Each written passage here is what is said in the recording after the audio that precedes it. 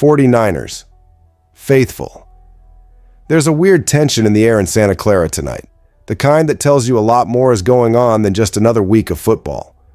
We've got key pieces on defense banged up, a veteran linebacker circling the building, a contract drama around one of Brock Purdy's top targets, and an offensive line that went from punching bag to quiet strength. None of this is small, and all of it reaches beyond the next kickoff. So sit back, smash that like button, subscribe if you're new, and let's dive into what's really happening with your San Francisco 49ers. The first big red flag right now is simple. This roster is hurting. When you look at Wednesday's injury report, it's hard not to wince. Tatum Bethune is out with a high ankle sprain. Sam Okwuegbunam has the same issue. Eddie Pinheiro is dealing with a hamstring. And even Christian McCaffrey shows up as a vet day. That's a lot of stress on a group that's already been grinding through a long year, and the NFL calendar shows zero mercy. The Sam O situation is the one that really bites. A high ankle sprain is one of those injuries every player hates, and Kyle Shanahan has already said it'll be at least a couple of weeks. That hits the pass rush rotation hard at a time when the defense was just starting to find a rhythm. Take one explosive athlete out of the front, and suddenly everybody else is playing more snaps, more tired, more exposed to mistakes. There is at least one bright spot.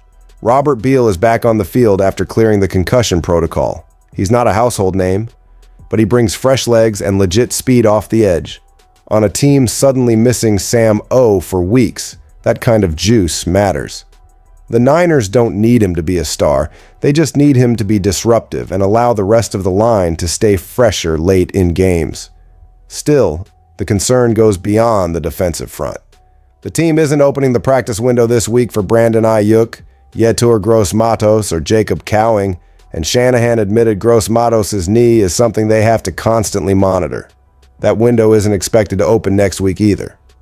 Translation: for the short term, you can't rely on any of those guys, whether it's as playmakers on offense or depth on defense. So sit with that for a second. Less depth on defense, fewer options on offense, and a schedule that keeps throwing punches. The question is brutal but fair. Can this group really keep playing at a high level with this many key contributors either out or limited? And how much does this injury wave change what you expected from this season? This might be more than just a rough stretch. It might be the storyline that defines the year. This is where something we always talk about becomes real. Depth isn't a luxury for a contender. It's the whole game. The rotational guy today is tomorrow's starter.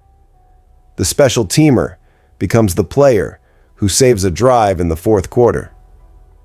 You watching right now, does it feel like this injury situation is becoming the central theme of the 2025 49ers?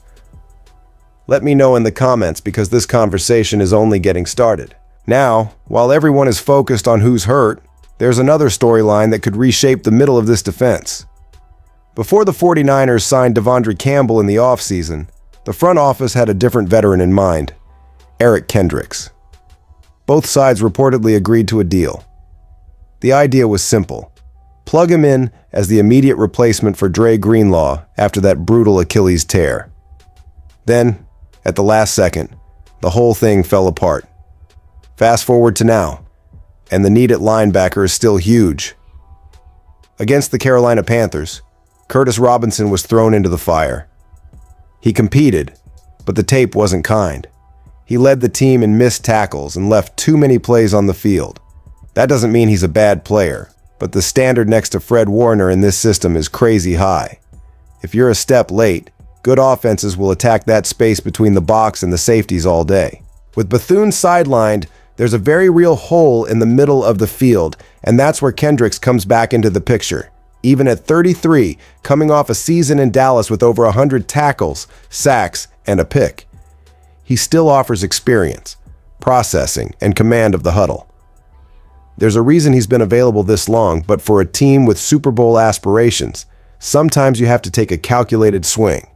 If Kendricks has anything left in the tank and can get up to speed quickly, the difference between him and Robinson in football IQ and consistency could be massive. And that leads straight into the bigger picture question. What happens once Bethune is back? He's a strong run defender, fills gaps well, but he's not yet a standout in coverage. If Kendricks can stabilize the pass defense in the middle, you suddenly have a complementary pair that lets Warner roam and the front four hunt. Picture a playoff game at Levi's Stadium with Warner directing traffic, Bethune erasing the run, and a rejuvenated Kendricks squeezing throwing lanes. So here's the real question. Will the 49ers pull the trigger on that move? Or will they ride it out with what they have and risk getting exposed again in the middle of the field when it matters most? While the defense tries to sort itself out, the offense is stuck in the middle of a drama no one can ignore. The Brandon Ayuk situation keeps escalating, and every new piece of information makes it feel more and more like this relationship is headed toward a split. That report in The Athletic, plus the decision to void his guaranteed money for 2026, didn't just drop out of the sky. That's a front office preparing for an ending. Most of the faithful can feel it already. The odds of a clean reconciliation are slim. And right in the middle of that chaos, another name quietly steps back into focus. Juwan Jennings.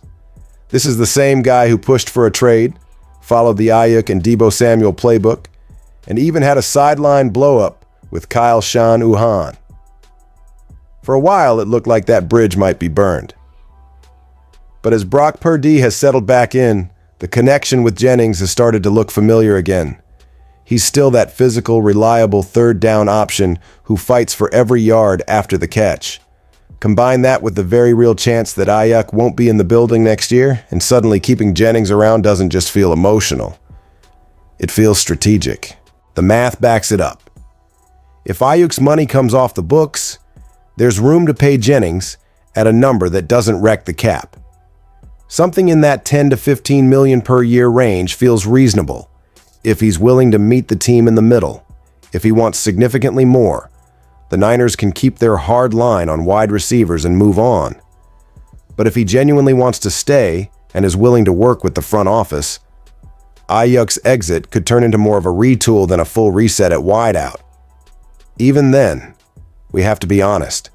Jennings is valuable, but he doesn't replace Ayuk's ceiling. They're different players with different roles. Losing an elite receiver always hurts. The real question is what this locker room can handle. Can this team stomach another year of social media drama, passive-aggressive quotes, and tension between a star and the franchise? Or is it better to make a clean break, trust your culture, and build the receiver room around guys who are fully bought in? So I'll throw that one straight to you. What hurts more, faithful? Losing a top-tier talent like Ayuk, or dragging this drama out for another season and letting it weigh on the locker room and the fan base? Meanwhile, there's one group on this team that's quietly flipping the narrative: the offensive line. For most of the year, this unit has been the favorite punching bag for fans and national media.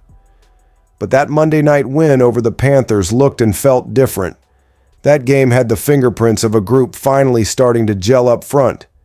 For the first time in a while, Brock Purdy had a mostly clean pocket, no sacks, very few free rushers, no long stretches of pure chaos. But what really changes the ceiling of this offense is what happened in the run game. Christian McCaffrey, who some people were starting to claim had lost a step, looked explosive again.